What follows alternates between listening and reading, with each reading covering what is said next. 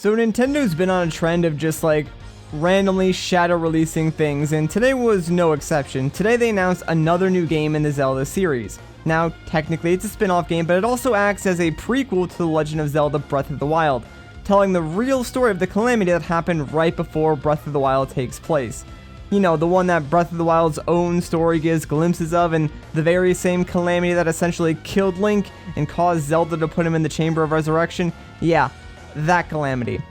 Now, if you're like me, you've always found the idea of the Calamity War, which is not an official term, that's just what I'm calling it, but you've always found the Calamity War interesting, and even if Breath of the Wild did give us a few details, I've always wanted to know more, but I just thought that Nintendo was going to leave it at that.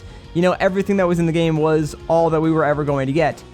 Thankfully, no. Nintendo has now once again teamed up with Koei Tecmo to bring us a prequel. That's right, we will now have a prequel and a sequel to Breath of the Wild. But the two studios have teamed up closely together to bring us Hyrule Warriors Age of the Calamity. So as I said earlier, it's more of a spin-off since it's not a traditional Zelda game, but what makes this interesting is that it appears as if this game will be 100% canonical. The original Hyrule Warriors game was just always thought to exist outside the timeline, and although some people did try to fit it into the existing timeline, at the end of the day, most people disregarded it as just a spin-off title that sort of existed in like its own world, which is fine. You know, I like the game and I enjoyed the new characters and the story it told. It was a fun departure from the normal Zelda, but, you know, a lot of people just sort of disregarded it as that weird spin-off title. And even though I thought the developers handled it well, a lot of people were sort of on the fence about it. This time around, though, it seems like Ijao and Numa and the rest of the Zelda team worked very, very closely with Koei Tecmo to not only develop the game and its graphical art style, but the main Zelda team also wrote the entire story and all of its dialogue, so it's coming directly from the source, meaning that this game is going to be canon in the main Zelda franchise, and that to me is very, very exciting. Now, I know the gameplay of Hyrule Warriors is hit or miss for a lot of people. Personally, I enjoyed it a lot, and I think with the changes they're going to end up making to have it fit more into the Breath of the Wild world by like including things like runes or flurry rush type attacks, it will only stand to increase the gameplay diversity, which was pretty much one of the biggest issues I think a lot of people had with it. They felt that the combat was a little too repetitive, although that's kind of typical for a Warriors style game to begin with. Personally, I didn't mind it too much, but hopefully these few new elements that they plan on adding in will break things up enough for people who maybe weren't the biggest fan of the original game. But on top of just the gameplay, even if that's not your cup of tea, I still think the potential for story and lore is just too good to pass up. Like, it's no secret that Hyrule as a kingdom has had its fair share of wars and problems, and I've always wanted a Zelda game to explore that aspect of it, but most of the time we really only get to play the parts, you know, after the calamity or devastation takes place, where Link has to go through and restore the kingdom. But now we actually get to play during the calamity and see firsthand exactly what happens. This means we get a lot more time with the champions, and even a chance to play as them, and, you know, more cutscenes with them explaining things or talking to each other, talking to Link. Like, sure, we already know what happens in the story, right? You know, Breath of the Wild gave us those main plot points, but it's the in-between moments, like those special interactions with the characters, the epic battles that are going to take place, where you have, like, Link fighting alongside Mipha or Revali, and, like, even Link's final moments as he desperately defends Zelda. Like, those are things that I want to see and what I expect to see from this game. And it looks like we're already going to get a few of those judging from the trailer. Like, we've got a few key moments.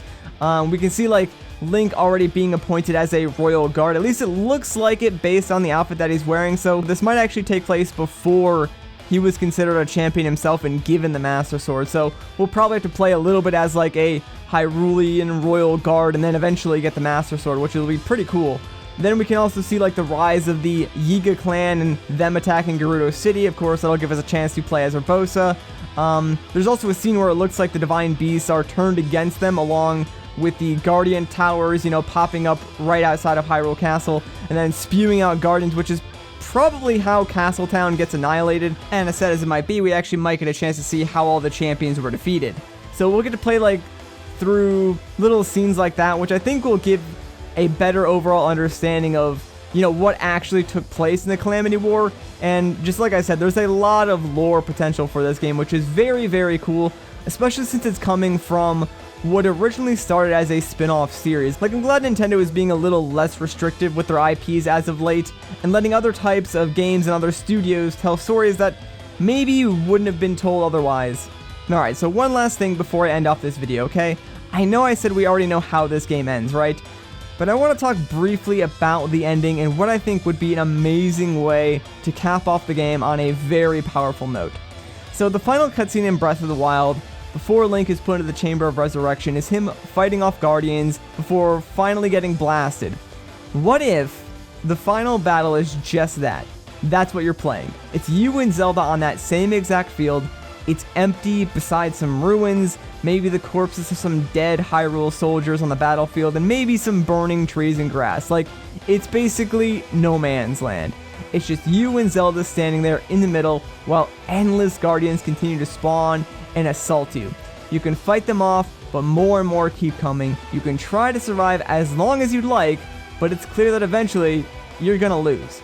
You can hold them off as long as you can until finally you run out of HP. The Guardians have won. Once that last blow hits Link, we see a similar cutscene play to the one in Breath of the Wild. Then we switch to playing as Zelda. Now our main goal is to get Link to the Chamber of Resurrection. So you're basically, I'm going to say, invincible at this point, but you can use your stealing power to just like one-shot any Guardians who get in your way. Then you get Link to the Chamber of Resurrection, which I know is canonically farther away, you know, in actual Breath of the Wild than how I'm sort of imagining it in my mind right now, but just bear with me, alright? So you get Link to the Chamber of Resurrection, and immediately you set out to go seal away Calamity Ganon. And on one hand, you literally just witnessed and played through the tragedy that is Link's death, but on the other hand, you have that like sliver, that little glimpse of hope right after as you seal away the Calamity as Zelda. And I think that would be a really, really cool way to end off the game. I actually love games that sort of do that. One of my favorite examples is actually the final mission in Halo Reach, where it's like you're standing there as Noble 6 on the planet Reach. It's about to get glassed or completely destroyed basically by the Covenant army, and you're just on this planet alone trying to defend off the Covenant as long as you can, and eventually they overtake you, and you know, you see Noble 6 die basically by the Covenant, but there's like that sliver of hope, because right before that you delivered the AI Cortana to the Pillar of Autumn, and that basically ensures humanity's survival. And I think stuff like that is really, really cool in games. Anyways, I could talk about Halo and Zelda for like basically another 4 days, but I'm going to end off the video here. I think that would be a great way to end off the game.